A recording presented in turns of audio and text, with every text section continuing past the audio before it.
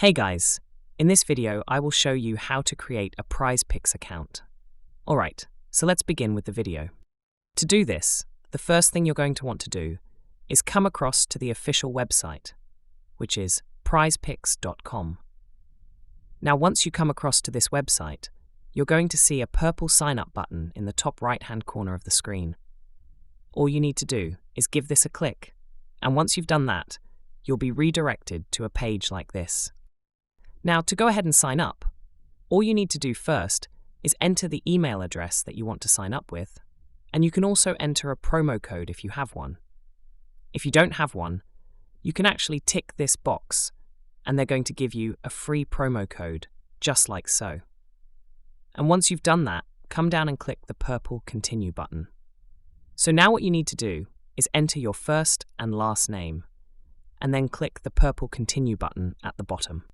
Make sure this info matches your driver's license, as you will have to verify your account with your driver's license or another government-issued ID.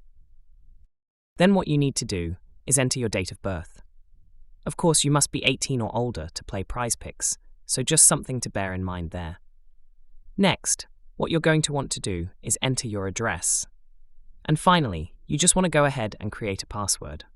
Then all you need to do is tick to agree to the Prizepicks terms of service, including the arbitration provision and privacy policy.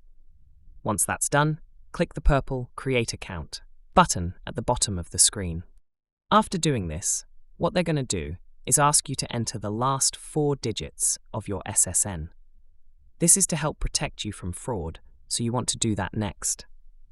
And after doing that, if you are in a state where you are able to use Prizepicks, your account will be created and you'll be able to go ahead, deposit money, and start using Prizepicks. So that's basically how you can create a Prizepicks account. So that's all for this video. Consider subscribing if you find it helpful, and I'll catch you in the next one. Thanks.